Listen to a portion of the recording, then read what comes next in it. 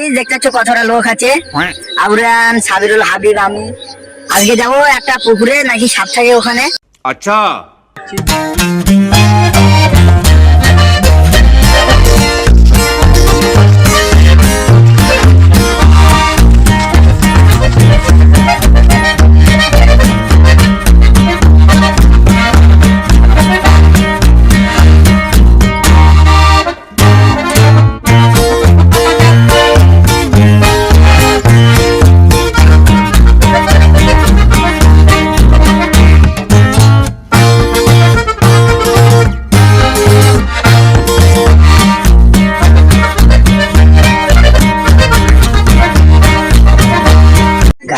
আমরা পানি ড্রেনের ওপর দিয়ে যাচ্ছি, ড্রেনের ওপর দিয়ে।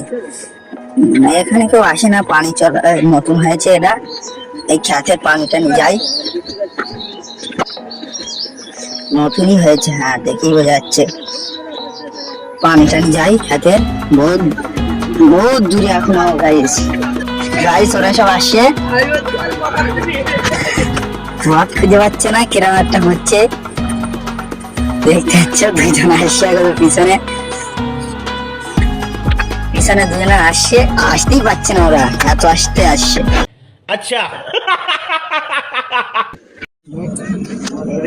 মানলি শস্য বাগান, গাইস মানলি শস্য বাগান। এখানে কেউ আসে না, এমন একটা জায়গা, খালি মাঠের চাষিরাই আসে চাষ করতে। আচ্ছা আজকে আমরা নতুন আসছি ব্লগ বানাতে, দেখা যাক। ভিডিও তো করতে এসছি, হয়তো আমরাও ব্লগ হয়ে বাড়ি যাবো।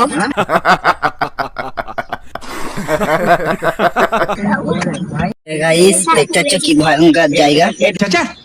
ये सवेरे सवेरे क्या मेरे को यही देखने का है क्या? বাইরের থেকে এরকম দেখা যাচ্ছে, আর ভিতরে তাহলে কিরকম হবে। अभी मजा आएगा ना भिड़ो। গাইস বাইরের থেকে এরকম ঝোপঝাড়, ভিতরে কিরকম হবে সেই চিন্তা করছি। খালি জানটা ধুধুক করছে, পুরো একদম পুরো পাউডার ফিল লাগছে, জানটা ধুধুক করছে।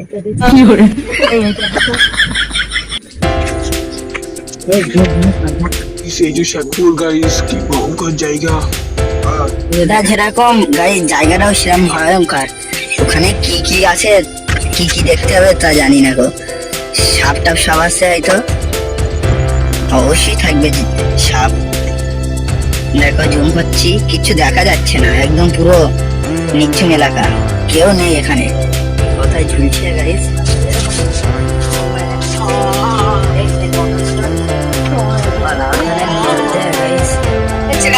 লোকের খেতে মধ্যে আসছে, লোক কি বলবে, ধরে তো মারবে।